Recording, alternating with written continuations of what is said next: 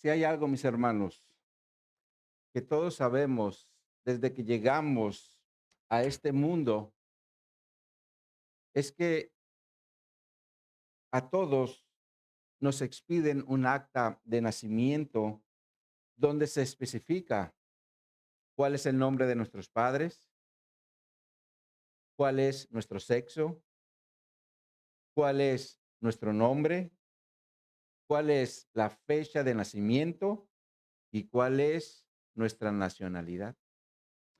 Sin embargo, paradójicamente, de acuerdo a lo que nos enseña la Escritura, se expide otra acta en el cielo donde se especifica el día de nuestra muerte. Y esto lo entendemos porque la Escritura dice, la paga del pecado es muerte. Y como todos llegamos a esta tierra con pecado, la muerte será inevitable. Porque todos también sabemos que desde el día en que Adán y Eva pecaron en Edén contra Dios, la muerte entró a la humanidad y desde ese día hasta el día de hoy todos mueren.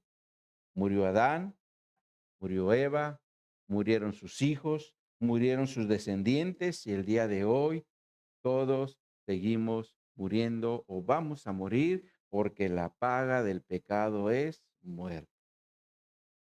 Sin embargo, mis hermanos, el día de nuestra muerte solamente Dios lo conoce, porque Dios es omnisciente, es decir, tiene conocimiento absolutamente de todo lo que acontezca en la tierra. Y por lo tanto, Dios sabe cuándo vamos a nacer y cuándo vamos a morir. Pero también tiene conocimiento cómo es que vamos a partir de esta tierra. Es decir, si lo haremos como hijos de Dios a través de la fe en el Evangelio, o si será como hijos del diablo negando a Jesús, el Salvador del mundo. Y esta acta, mis hermanos, que se establece en el cielo, aunque no lo creamos, es más importante que la que se establece aquí. Porque en esta acta, mis hermanos, allí se va a determinar dónde pasaremos la eternidad. Es decir, en la presencia de Dios o en el castigo eterno. Porque la Escritura también nos enseña en Apocalipsis 20:15, y el que no se halló escrito en el libro de la vida fue lanzado al lago de fuego. Y aquí se nos aclara que habrá dos destinos eternos. Uno es de los que están escritos en el libro de la vida y el otro es de los que van a ser lanzados al lago de fuego. Y entendemos que los que están escritos en el libro de la vida no serán lanzados al lago de fuego,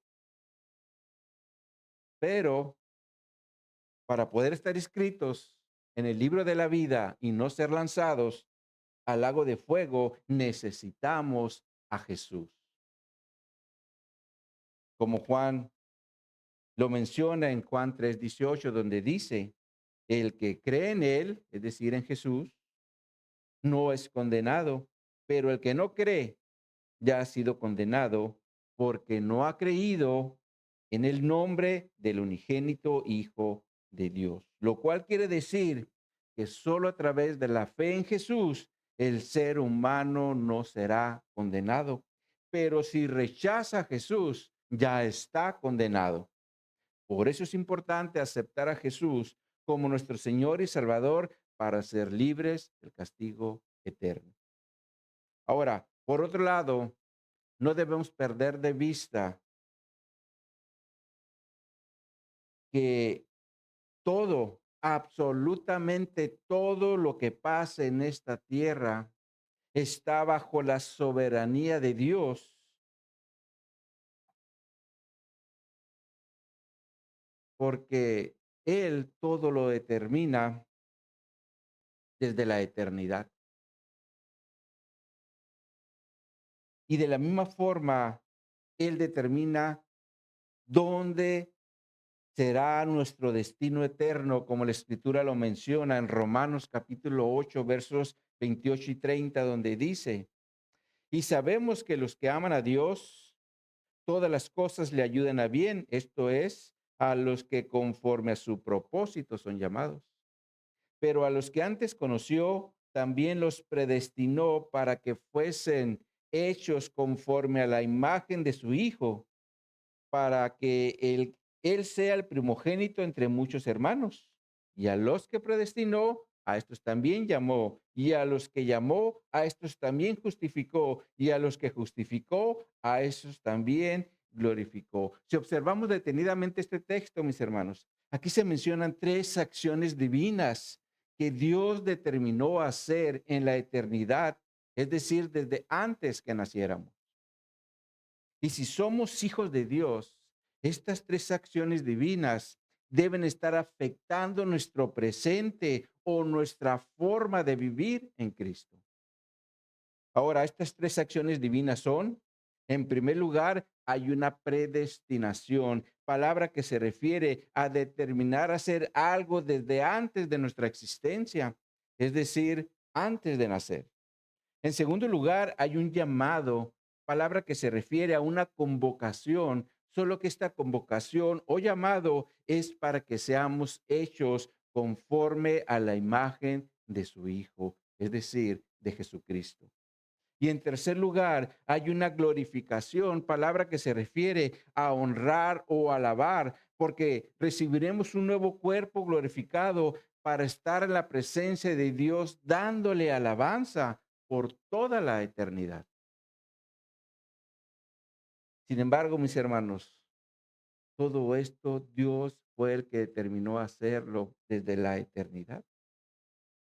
Y también a través de estas tres acciones divinas, las cuales, por cierto, son pasadas, también podemos determinar que Dios es soberano porque Él todo lo hace conforme a su voluntad, como también se menciona en Romanos 9, en los versículos 15 y 16, donde dice, pues a Moisés dice, tendré misericordia del que yo tenga misericordia y me compadeceré del que yo me compadezca. Así que no depende del que quiere ni del que corre, sino de Dios que tiene misericordia.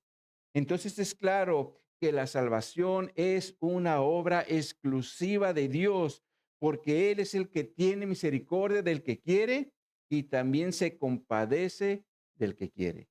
Y por lo tanto, nuestra forma de vivir ahora como hijos de Dios es la que realmente va a dar evidencia de estas tres acciones divinas que Dios determinó hacer desde la eternidad, es decir, predestinarnos, llamarnos y glorificarnos.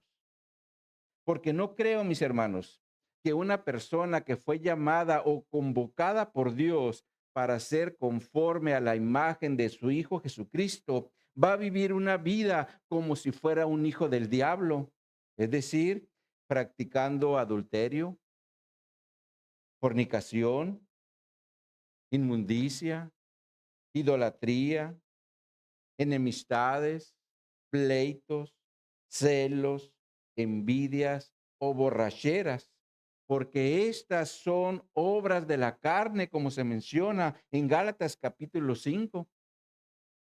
Y por lo tanto, los hijos del diablo son los que practican estos pecados, pero los hijos de Dios se apartan de ellos. Entonces, mis hermanos, nuestro testimonio diario es el que realmente va a dar evidencia de la obra de Dios en cada uno de nosotros.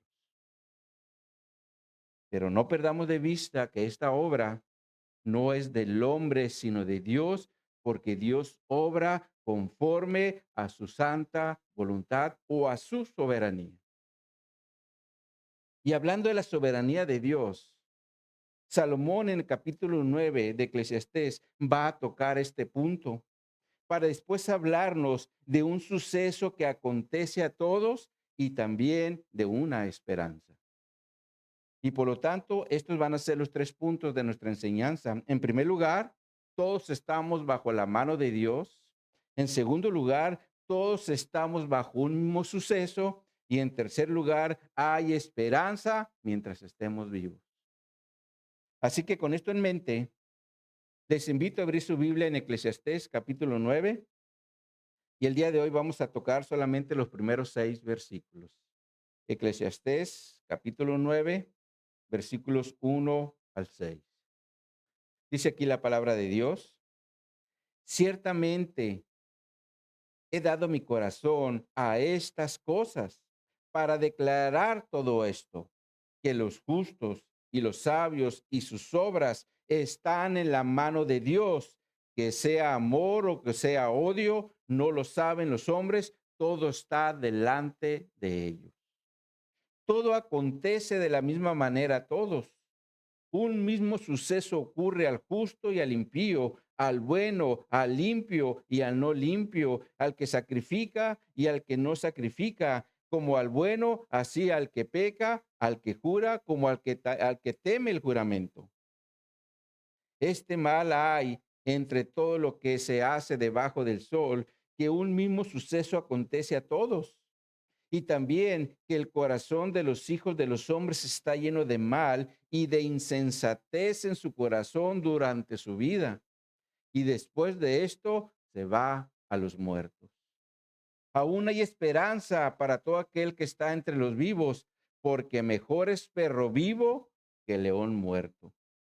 Porque los que viven saben que han de morir, pero los muertos nada saben, ni tienen más paga, porque su memoria es puesta en olvido. También su amor y su odio y su envidia fenecieron ya y nunca más tendrán parte en todo lo que se hace debajo del sol.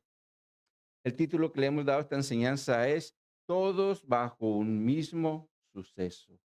Todos bajo un mismo suceso. Oremos. Oh Padre, háblanos a través de tu palabra para que veamos nuestro destino desde la perspectiva que lo estaba mirando Salomón, Señor. Que nos muestres, mi Dios, lo importante que es estar preparados para nuestro encuentro contigo, mi Dios, porque un día estaremos en tu presencia. Así que, mi Dios, yo te pido, Señor, que permitas que edifique a mis hermanos a través de estos textos bíblicos y que seamos también edificados y entendamos por qué Salomón está expresando esto en estos textos. Así que nos ponemos en tus manos y lo hacemos en Cristo Jesús. Amén y amén. Ahora, mis hermanos, si hay algo que Salomón nos ha estado mostrando en este libro, son sus experiencias y sus investigaciones, las cuales él estaba poniendo en su corazón. Por eso, desde que inicia el capítulo de Eclesiastés, en el capítulo 1, en los versículos 16 y 17, dice: hablé yo en mi corazón diciendo, he aquí, yo me he engrandecido y he crecido en sabiduría sobre todos los que fueron antes de mí en Jerusalén, y mi corazón ha percibido mucha sabiduría y ciencia. Y dediqué mi corazón a conocer la sabiduría y también a entender las locuras y los desvaríos. Conocí que aún esto era aflicción de espíritu. Un poco más adelante dice en Eclesiastés 7:25, me volví y fijé mi corazón para saber y examinar e inquirir la sabiduría y la razón, y para conocer la maldad de la insensatez y el desvarío del error. Después en Eclesiastés 8:16 dice, yo pues dediqué mi corazón a conocer sabiduría y a ver la faena que se hace sobre la tierra, porque hay quien ni de noche ni de día ve sueño en sus ojos. Es claro que Salomón, mis hermanos, a través de esta investigación estuvo poniendo cosas en su corazón con la intención de no seguir viviendo de una forma torcida, es decir, en contra de la voluntad de Dios, como lo estuvo haciendo en un periodo de su vida. Por eso al terminar este libro, Salomón dice en Eclesiastés 12, versículos 9 y 10, y cuanto más sabio fue el predicador, tanto más enseñó sabiduría al pueblo e hizo escuchar e hizo escudriñar y compuso muchos proverbios. Procuró el predicador hallar palabras agradables y escribir rectamente palabras de verdad. Es claro que Salomón ahora tenía otra visión de la vida porque ahora quería dar palabras de verdad con la intención de que todos vivieran en obediencia a los mandamientos de Dios. Les pongo un ejemplo de esto. Imaginemos que tenemos un problema de obesidad, de mal carácter, de abuso de autoridad o porque somos negligentes en las cosas de Dios. Y por medio de la escritura, el Señor nos muestra que estamos mal. La pregunta aquí es, ¿qué sería lo más sabio hacer? ¿Dar un giro en nuestra vida para no seguir haciendo las mismas cosas o seguir haciendo las mismas cosas? ¿Qué es mejor? Es claro que lo que es mejor para nuestra vida espiritual es dar un giro para no seguir haciendo las mismas cosas. Y Salomón de la misma forma tuvo que dar un giro en su actuar a través de sus investigaciones, las cuales nos dejó por escrito, poniéndose primeramente él de ejemplo con la intención de que reconozcamos cómo es el actuar en esta vida sin Dios, para después darnos dirección en el temor a Dios, como lo veremos en el capítulo 12. Sin embargo, Salomón, para llegar a un buen consejo, tuvo que poner primeramente en su corazón el resultado de sus investigaciones. Por eso dice, ciertamente he dado mi corazón a todas estas cosas para declarar todo esto. Ahora, la nueva versión internacional traduce este texto de la siguiente forma. Dice esta traducción: a todo esto me dediqué de lleno y todo esto comprobé. Ahora, ¿qué fue lo que Salomón comprobó o lo que declaró? El texto nos dice que los justos y los sabios y sus obras están en la mano de Dios. Y aquí entramos a nuestro primer punto de la enseñanza, porque todos estamos bajo la mano de Dios. Ahora, no es que Dios, mis hermanos, tenga manos, tenga ojos o tenga pies, porque esto es antropomorfismo, palabra que se refiere a descripciones de Dios con rasgos humanos. Sin embargo, la escritura dice que Dios es espíritu, como Jesús lo menciona en Juan 4:24, donde nos dice, Dios es espíritu y los que le adoren en espíritu y en verdad es necesario que le adoren. Entonces, mis hermanos, si Dios es espíritu, Él no tiene una forma como humano y por lo tanto no tiene manos, no tiene pies, ni tiene ojos, ¿verdad? Sin embargo, debemos entender que en la poesía hebrea, este tipo de figuras literarias se utilizaban para resaltar algún atributo de Dios.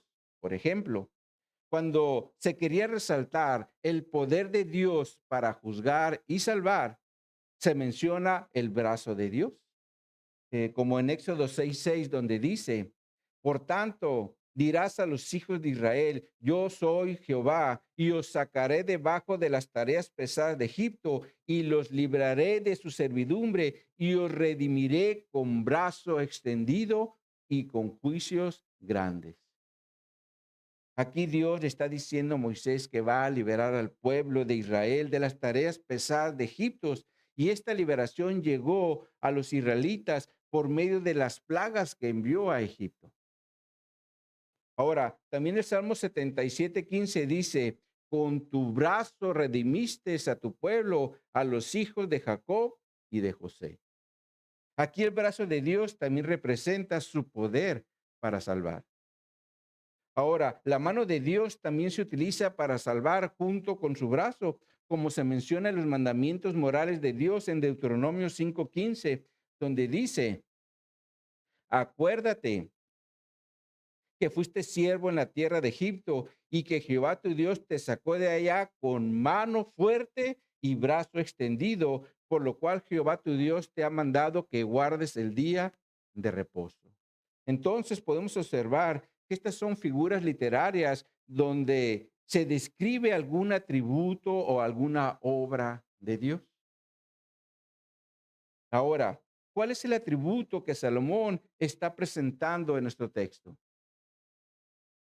El atributo aquí es la soberanía de Dios, la cual es sobre los justos, los sabios y sus obras. Ahora, recordemos que la soberanía de Dios es una referencia al poder y gobierno que hay en Dios sobre todo lo creado. Por eso el salmista dice en Salmo 135:6, todo lo que Jehová quiere, lo hace en los cielos, en la tierra, en los mares y en todos los abismos. Lo cual nos enseña que Dios hace todo lo que quiere y nadie le puede impedir que haga algo porque Él es soberano. Y por lo tanto, en su soberanía también está sobre los justos, está sobre los sabios y sobre sus obras, porque Dios es el que tiene control de todo. Por eso Job también dijo en Job 12:10, en tu mano está el alma de todo viviente y el hálito de todo el género humano. Es claro que todo en esta tierra está bajo la soberanía de Dios. Y por lo tanto, nuestra responsabilidad como iglesia es encomendar todas nuestras obras a Dios. Por eso Salomón dice en Proverbios 16:3, encomienda a Jehová tus obras y tus pensamientos serán afirmados. La nueva traducción viviente traduce este versículo de la siguiente forma. Dice esta traducción, pon todo lo que hagas en manos del Señor y tus planes tendrán éxito. Pon todo lo que hagas en la mano del Señor y tus planes tendrán éxito. Pregunta, mis hermanos, cuando queremos hacer algo, ¿lo presentamos primeramente delante de Dios para que Él obre a nuestro favor o solamente nos dedicamos a hacer las cosas? ¿Cómo obramos en el día a día? ¿Buscamos realmente a Dios en oración para presentarle nuestros proyectos o lo hacemos sin considerar a Dios? Cuando Jesús, mis hermanos, estuvo en la tierra, Él oró al Padre y le dijo, Padre, si quieres, pasa de mí esta copa, pero no se haga mi voluntad, sino la tuya. Es claro que Jesús aquí no está hablando de una copa de vino o de una copa de agua, sino de la copa de la ira de Dios que Jesús sufriría como castigo de Dios en la cruz, donde recibiría el castigo de todos nuestros pecados. Sin embargo, Jesús también sabía que su sacrificio sería el único camino para que nosotros los pecadores pudiéramos alcanzar salvación del castigo eterno. Por eso Jesús dijo, hágase tu voluntad y no la mía. Por eso como iglesia siempre debemos pedir que se haga la voluntad de Dios en nuestra vida y que no se haga la que nosotros queremos, sino la que Dios quiere para nosotros. Porque a final de cuentas, todos estamos bajo la mano de Dios o bajo su soberanía, como también no están los justos, los sabios y sus obras, porque todo se hace de acuerdo a la voluntad de Dios. Nada se hace sin su voluntad. Ahora, Salomón continúa diciendo que sea amor o que sea odio, no lo saben los hombres, todo está delante de ellos.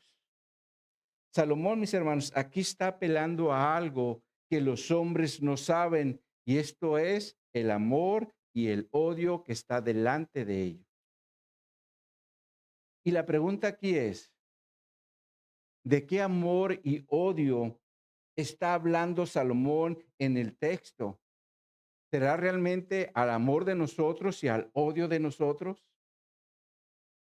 El contexto nos da la respuesta, porque Salomón está apelando aquí a la soberanía de Dios y por lo tanto no se refiere a nuestro amor o a nuestro odio, sino al de Dios, ya que el amor aquí es una referencia a su favor y el odio es una referencia a su desfavor.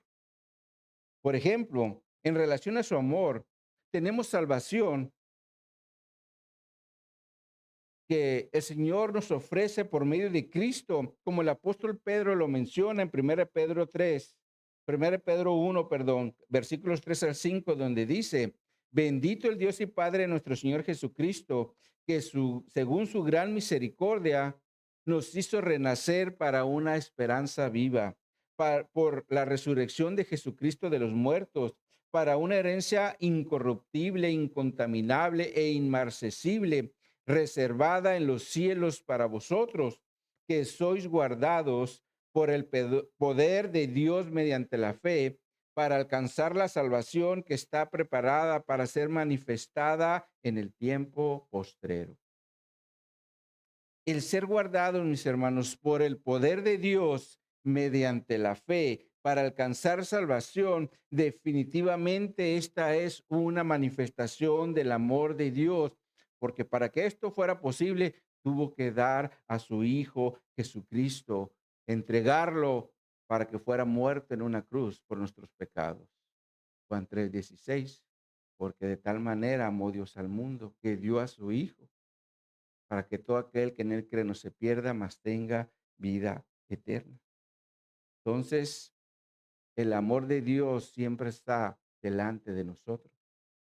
Pero en relación a su odio, aquí es donde entra su despavor, porque la palabra odio también se puede traducir como aborrecimiento o como enemistad. Ahora, hablando de la enemistad, Santiago dice en Santiago 4:4, oh almas adúlteras, ¿no sabéis que la amistad del mundo es enemistad contra Dios? Cualquiera pues que quiera ser amigo del mundo se constituye enemigo de Dios. Ahora, ¿qué es lo que le pasa a los enemigos de Dios? La escritura nos enseña que serán desechados, como pasó con Esaú, el hermano de Jacob. De hecho, por medio de estos hombres que eran hermanos, podemos observar el amor y el aborrecimiento de Dios, como lo menciona Pablo en Romanos 9:13, donde dice, como está escrito, a Jacob amé, mas a Esaú aborrecí. Entonces es claro que el amor de Dios como el aborrecimiento de Dios están delante de todos los hombres, aunque muchos no lo saben. Y como no lo saben, viven su vida en desenfreno, por ejemplo, en alcohol, en mujeres, en drogas, y por lo tanto seguirán en perdición rumbo al castigo eterno en el infierno. Pero por otro lado,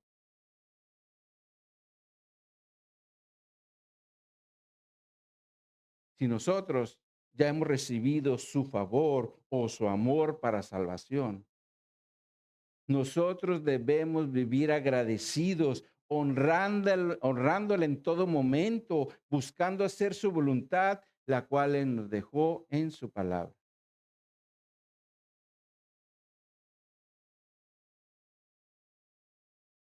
Ahora, mis hermanos, perdón, Salomón, después de hablarnos de la soberanía de Dios, porque todos estamos bajo la mano de Dios, tanto para salvación como para ira, está delante de nosotros.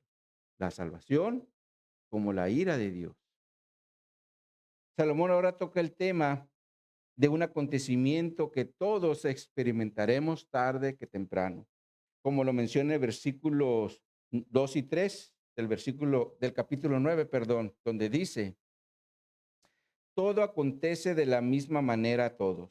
Un mismo suceso ocurre al justo y al impío, al bueno y al limpio y al no limpio, al que sacrifica y al que no sacrifica, como al bueno, así al que peca, al que jura, como al que teme el juramento. Este mal hay entre todo lo que se hace debajo del sol, que un mismo suceso acontece a todos, y también que el corazón de los hijos de los hombres está lleno de mal y de insensatez en su corazón durante su vida, y después de esto van a los muertos. Aquí entramos a nuestro segundo punto de la enseñanza, porque todos estamos bajo un mismo suceso que es la muerte. Y esto es porque desde el momento que nacemos, mis hermanos, a partir de ese momento nos puede llegar la muerte por el pecado, como lo vimos en la introducción, el pecado que hay en nuestra carne. Y lo paradójico de la muerte, mis hermanos, es que aunque nadie la desea, en la práctica parece que todos la quieren. Porque cuando una persona peca contra Dios, es como si estuviera deseando morir, porque la paga del pecado es muerte. Esto es como cuando sabemos que algo nos hace daño, pero no queremos soltarlo. Ahora, puede ser un alimento como lo es la comida chatarra, que tanto nos gusta y también tanto nos hace daño. Por eso en la actualidad hay muchos que están al borde de la muerte por las consecuencias que los alcanzaron por estar comiendo estos alimentos que tanto daño nos hacen. Por ejemplo, están las enfermedades cardiovasculares por los altos contenidos de grasas saturadas y colesterol, el diabetes tipo 2 por el alto contenido de azúcar y carbohidratos refinados, problemas digestivos por la falta de fibra y alto contenido de grasa, o enfermedades renales por la alta ingesta de sodio y la falta de agua. Porque cuando tenemos una botana, no agarramos agua, agarramos un cocón. ¿A poco no es así? Y más veneno le echamos al cuerpo. La realidad es que en la práctica, por la falta de dominio propio, comemos muchas cosas que nos hacen mucho daño y después vienen las consecuencias, como lo es la misma muerte que nadie quiere, pero parece que todos seguimos buscando. Ahora, por otro lado, puede ser que no estemos buscando la muerte por medio de un alimento chatarra. Yo me alimento bien, como sanamente. Pero como el pecado está en nosotros, es decir, en nuestra carne, esta siempre va a buscar la forma de pecar contra Dios para seguir en el camino de muerte, tanto en lo espiritual como en lo físico. Y esta va a ser una lucha diaria que vamos a tener hasta que la muerte nos llegue de forma natural, porque como lo he dicho, y lo dice la Escritura, la paga del pecado es muerte y por lo tanto todos vamos a morir tarde que temprano. Aunque también, mis hermanos, tenemos esperanza de que Jesús regrese y nos lleve a su presencia sin experimentar la muerte como pasó con Enoc y Elías, los cuales fueron arrebatados a la presencia de Dios y no experimentaron la muerte. Pero mientras Jesús no regrese, todos, tarde que temprano, vamos a morir por el pecado que hay en nuestra carne, porque este cuerpo está en juicio. Y Salomón, mis hermanos, en sus investigaciones comprendió esto. Por eso dice, le va a ocurrir a todos. Y para afirmar el punto, presenta varios contrastes. El primero es entre el justo y el impío, donde el justo, aquí es una persona que se le conoce por sus acciones justas y morales, como por ejemplo, en la actualidad, una persona así sería alguien que no le debe nada a nadie porque quiere estar bien con su prójimo. Paga sus impuestos para estar bien con sus autoridades, o incluso hace donativos para la beneficencia pública por medio de proyectos educativos, eventos culturales o preservación de alguna especie en extinción. Esta es una persona justa en términos morales dentro de una sociedad o comunidad. Sin embargo, el contraste del justo es el impío, el cual es una persona malvada que hace mucho daño a la sociedad. Y este tipo de personas son las que se meten a nuestra casa para robarnos. Son los que se dedican a secuestrar gente sin importarles edad o sexo.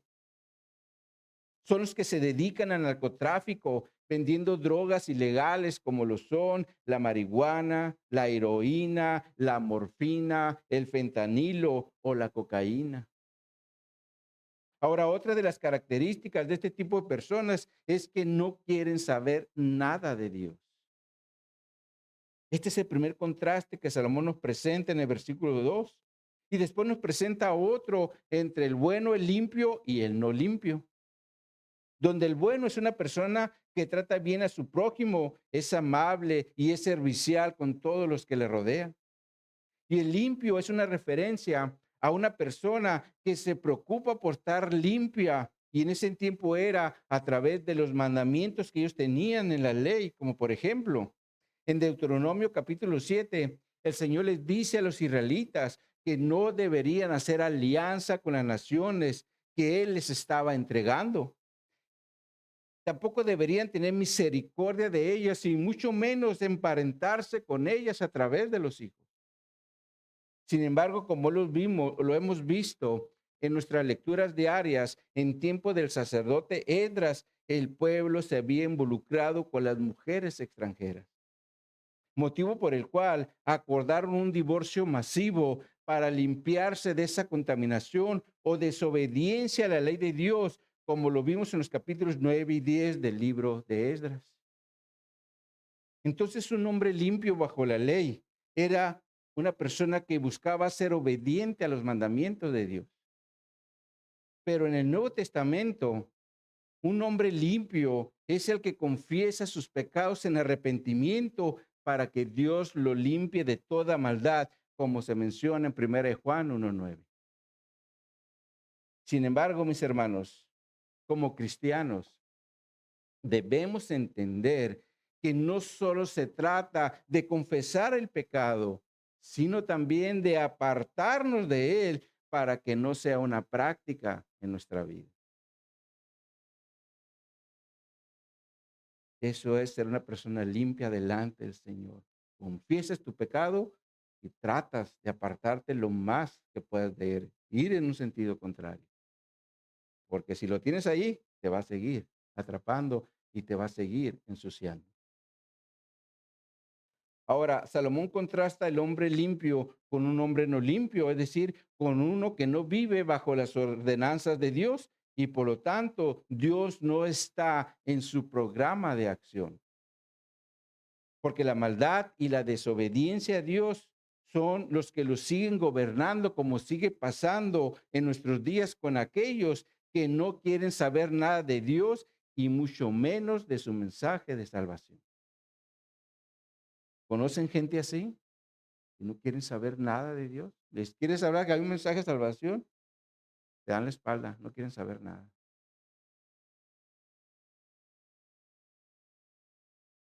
Ahora Salomón después nos presenta el contraste entre el que sacrifica y el que no sacrifica, lo cual es una referencia a a los sacrificios personales que se presentaban en el templo por medio de ofrendas y holocaustos por el pecado cometido.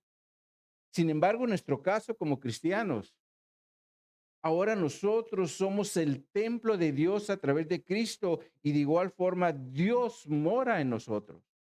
Y por lo tanto, nuestros sacrificios personales no son externos como en el Antiguo Testamento, más bien son internos, como Pablo lo menciona en Romanos 12, versículos 1 y 2, donde nos dice, así que hermanos, os ruego por la misericordia de Dios que presentéis vuestros cuerpos en sacrificio vivo, santo, agradable a Dios, que es vuestro culto racional.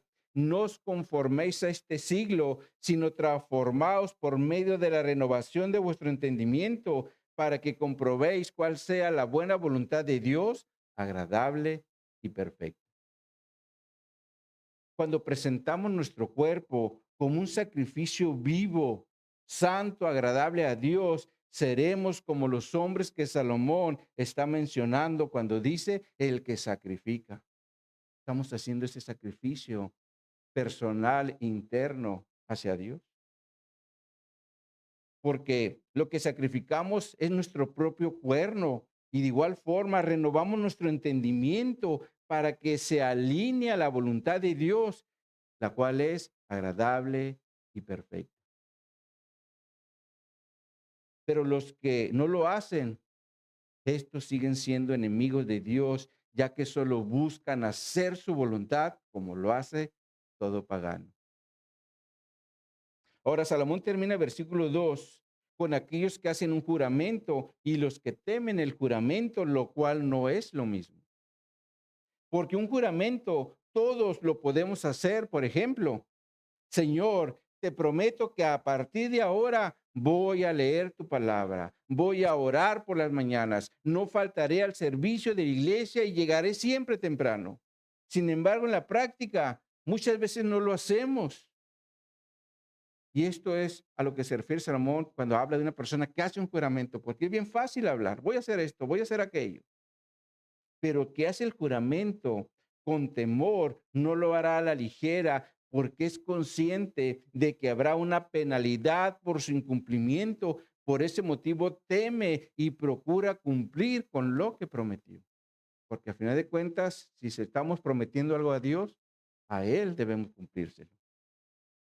Entonces Salomón, mis hermanos, en este versículo 2 nos presenta varios contrastes como base del suceso que nos va a presentar en el versículo 3, donde le llama este mal que se hace debajo del sol y que es un mismo suceso que acontece a todos, lo cual es una referencia a la muerte, como se menciona al final del versículo 3, donde dice, después de esto se van a los muertos, lo cual quiere decir que todos vamos a morir independientemente que seamos buenos o seas malos por el pecado que hay en el corazón del ser humano o de nosotros mismos, de nuestro corazón.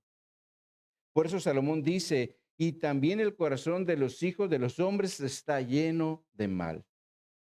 Esta es una realidad que no podemos negar porque el pecado sigue morando en nuestra carne. Por eso David dijo en el Salmo 51, en los versículos 2 al 5, lávame más y más de mi maldad y límpiame de mi pecado, porque reconozco mis rebeliones y mi pecado está siempre delante de ti. Contra ti solo he pecado y he hecho lo malo delante de tus ojos para que sean reconocidos justos en tu palabra y tenido por puro en tu juicio. He aquí, en maldad he sido formado y en pecado me concibió mi madre.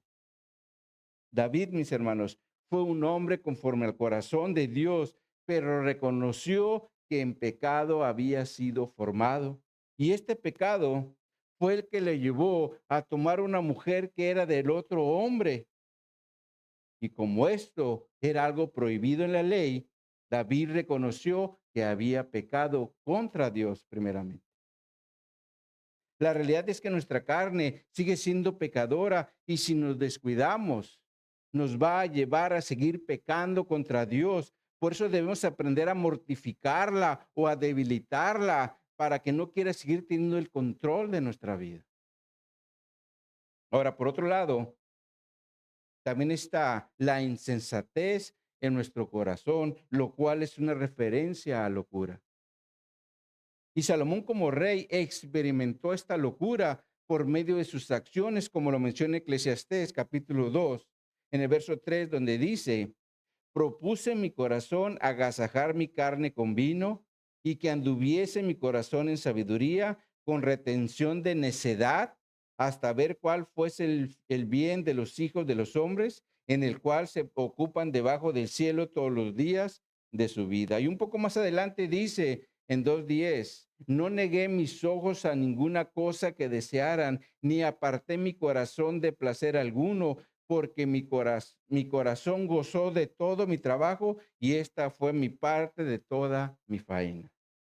La realidad es que cuando el hombre, sea un rey o un simple siervo, si hace las cosas sin la dirección de Dios, hará muchas locuras. Y esta es la insensatez a la que Salomón se refiere en el versículo 3.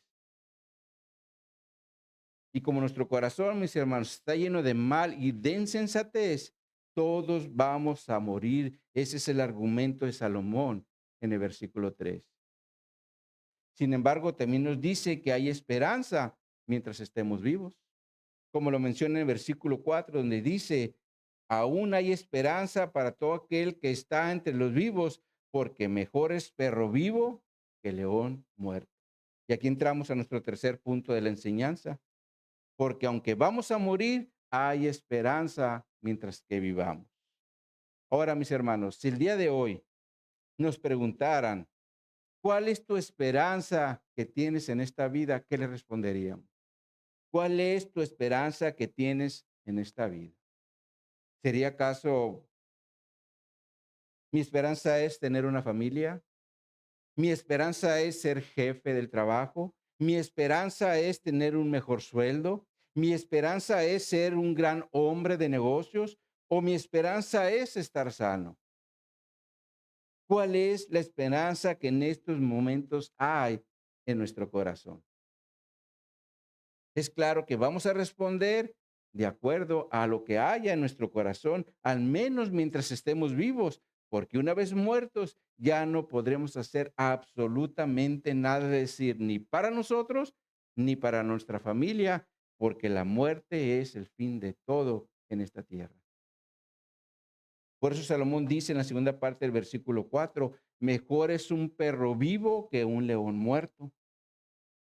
Y Salomón aquí nos presenta dos animales que son totalmente diferentes, ya que el león se considera como el león de la selva o la máxima autoridad de los animales por su fuerza.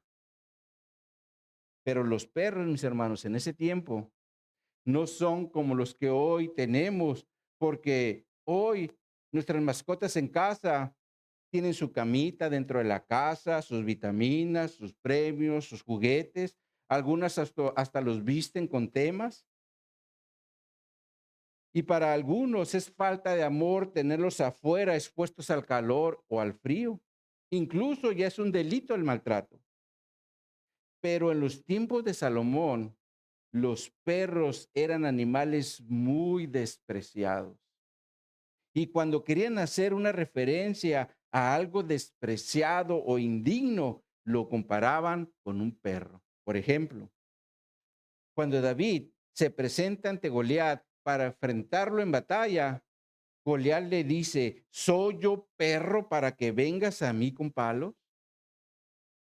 La versión, el mensaje de Dios para mí lo traduce como, ¿acaso me tomas por un perro?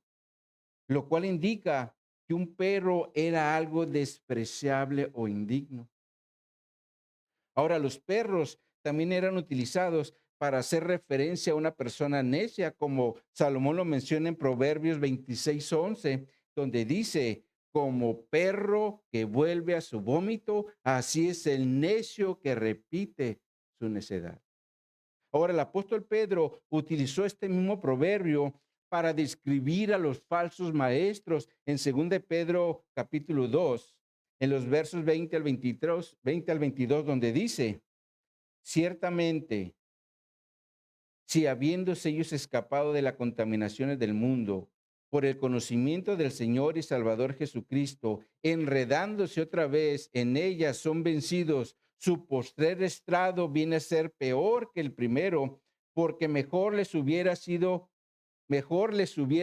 no haber conocido el camino de justicia, que después de haberlo conocido, volverse atrás del santo mandamiento que les fue dado, porque les ha acontecido el verdadero proverbio, el perro vuelve a su vómito.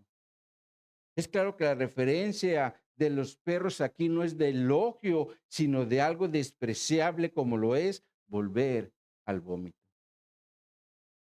Lo cual nos enseña que el concepto de un perro, hablando bíblicamente, y sobre todo en el Antiguo Testamento era muy diferente al de nuestros días, ya que los perros no vivían dentro de las casas como hoy, sino fuera de las ciudades, como lo menciona el salmista en el Salmo 59, versículos 5 y 6, donde dice: y tú, Jehová, Dios de los ejércitos, Dios de Israel, despierta para castigar a todas las naciones. No tengas misericordia de todos los que se rebelan con iniquidad.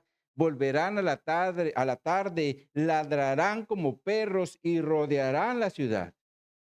Aquí, un poco más adelante, el salmista también dice: vuelvan pues a la tarde y ladren como perros y rodeen la ciudad. Anden ellos errantes para hallar que comer, y si no se sacian, pasen la noche quejándose. Aquí los perros son mencionados como que están ladrando y rodeando la ciudad. Pero en otros pasajes se mencionan como los que se alimentan de la carne destrozada de las fieras, como en Éxodo 22:31, donde Dios le dice al pueblo: ustedes son varones santos y no comerán de la carne destrozada por fieras, sino a los perros echarán. Y también son mencionados lamiendo la sangre derramada, como en Primera Reyes 22:38, cuando se menciona la muerte de Acab, la cual los perros lamieron su sangre. Ahora, un salmo mesiánico, mis hermanos, donde se habla de la crucifixión de Jesús. El salmista dice en Salmos 22:16: porque perros me han rodeado, me ha, me ha cercado cuadrilla de malignos, horadaron mis manos y mis pies. El salmista aquí proféticamente habla de la crucifixión de Jesús y menciona a los malignos como perros que lo rodean. Es claro que la referencia bíblica hacia los perros no era algo agradable, sino despreciable. Pero aún así, Salomón dice: mejor es ser perro vivo que león muerto. Como diciendo, aunque seamos algo indigno, ladrando en las calles o comiendo los destrozos de las fieras, aún así es mejor ser perro que estar muerto, porque una vez muertos, nada, absolutamente nada podemos hacer. Por eso dice en el versículo 5: porque los que viven saben que han de morir, pero los muertos nada saben, si no tienen más paga, porque su memoria es puesta en el olvido. Ahora, la Nueva Traducción Viviente traduce este versículo de la siguiente forma. Dice esta traducción: los que están vivos al menos saben que un día van a morir, pero los muertos no saben nada, ya no reciben más recompensa y nadie los recuerda. Es claro que la muerte es el fin de todo, y cuando esto pase, nadie se va a acordar de nosotros, porque junto con nosotros también se irán el amor, el odio y la envidia. Como Salomón lo menciona en el versículo 6, donde dice: también su amor y su odio y su envidia fenecieron ya, y nunca más tendrán parte en todo lo que se hace debajo del sol. Es claro, mis hermanos, que si una persona en vida fue muy amorosa, una vez que muere, su amor se va con ella y ya no recibiremos de su amor. Y lo mismo será para las personas que en vida fueron odiosas y envidiosas. Y en este caso, gracias a Dios por eso. Porque se imaginan, mis hermanos, si fuéramos eternos y tuviéramos actualmente a Hitler, quien se consideraba como un líder supremo y absoluto. La realidad es que posiblemente nosotros los mexicanos también estaríamos en grandes problemas con este líder. Porque si este hombre no se tocó su corazón para matar a miles de judíos en sus centros de concentración, lo más seguro que no lo haría ni con nosotros. Y gracias a la muerte de este hombre es que dejó de hacer todo este mal a la nación de Israel. Pero si estuviera vivo, otra cosa sería. Ahora, por otro lado, se imaginan tener un jefe malvado en toda nuestra vida laboral, haciéndonos la vida imposible. Esto también sería algo terrible. Y gracias a la muerte, los malvados de toda la historia de la humanidad se han ido. Por eso Salomón dice en la última parte del versículo 6: nunca más tendrán parte en todo lo que se hace debajo del sol. Mis hermanos, es claro que la muerte traerá fin a toda la maldad que se haga en esta tierra. Sin embargo, hubo una muerte que pagó el precio de todos nuestros pecados en la cruz. Y gracias al sacrificio de Cristo en la cruz, hoy tenemos esperanza de una nueva vida bajo la soberanía de Dios, porque ahora estamos en sus manos. Así que no permitamos que el pecado que hay en nuestra carne quiera seguir controlando nuestro cuerpo y también nuestras acciones. Mejor vivamos el resto de nuestra vida mientras que el Señor no nos lleve a su presencia, buscando ser conforme a la imagen de nuestro Señor Jesucristo, porque fuimos llamados con ese propósito y no se nos debe de olvidar. Entonces, como conclusión a lo que vimos el día de hoy, salgamos de este lugar considerando los siguientes 3 puntos. En primer lugar, aprendamos a vivir bajo la soberanía de Dios, no permitiendo que el mal y la insensatez sean los que nos controlen, sino los mandamientos que el Señor nos dejó en su palabra para que obremos conforme a la voluntad de Dios y no la nuestra. Porque fuimos llamados para ser hechos conforme a la imagen de Jesucristo y no a la imagen del diablo, porque el diablo siempre peca contra Dios. Y si somos hijos de Dios, debemos buscar vivir en santidad, dando obediencia a nuestro llamado que tenemos en Cristo, o más bien dando la evidencia que tenemos ese llamado en Cristo. En segundo lugar, nunca olvidemos que todos estamos bajo un mismo suceso, el cual tarde que temprano experimentaremos, porque todos vamos a morir, ¿verdad? La única forma de no experimentarlo es si Jesús viene, ¿verdad? Sin embargo, algo que siempre debemos tener presente en nuestra vida es que debemos estar preparados como hijos de Dios para ir a su presencia a dar cuenta, porque todos vamos a dar cuenta de nuestros hechos que hicimos en esta tierra, sean buenos o sean malos. Pero un día vamos a ir a su presencia. Eso siempre lo tenemos que tener presente. Y en tercer lugar, nunca olvidemos que mientras tengamos vida, hay esperanza para que nuestra forma de vivir no sea bajo la dirección del mal o de la insensatez, sino de Dios en su palabra, porque es ahí donde encontramos palabras de vida. Amén. Bueno, pues vamos a orar. Oh, mi Dios, yo te doy gracias, Padre, en lo personal, porque sabemos que estamos en tus manos, bajo tu soberanía. Gracias, Señor, porque tú nos hiciste un llamado para que seamos conforme a tu Hijo Jesucristo. Nos hiciste un llamado para vivir en santidad. Nos hiciste un llamado para que dejemos de actuar conforme a nuestra carne, sino conforme a tus mandamientos, Señor. Yo te doy gracias, Señor, porque a pesar que tú dices en tu palabra que todos vamos a morir, sabemos que tenemos esperanza a través de la obra que tú hiciste en nuestra vida, Señor. Porque mientras tengamos vida, tenemos la oportunidad de ir cambiando, de seguir haciendo modificaciones en nuestra vida, Señor. Para que cuando vayamos a tu presencia, Señor, si se trata de latigazos, sean los menos que recibamos. Y si se trata de recompensas, pues que sean más las que recibamos, Señor. Así que la verdad es un gran privilegio seguir vivos para seguir avanzando. Pero aunque parezca algo paradójico, Señor, te damos gracias por tu muerte, porque gracias a la muerte muchos malvados de la historia ya no están con nosotros haciéndonos daño, Señor. Todo tú lo tienes organizado en tus planes divinos, en tus planes divinos, sea la vida o sea la muerte, Señor. Así que, mi Dios, yo te doy gracias por tu palabra, por mostrarnos estos, estas conclusiones que está haciendo Salomón, después de estar analizando la vida en la tierra, analizando su propia vida, sus propios errores.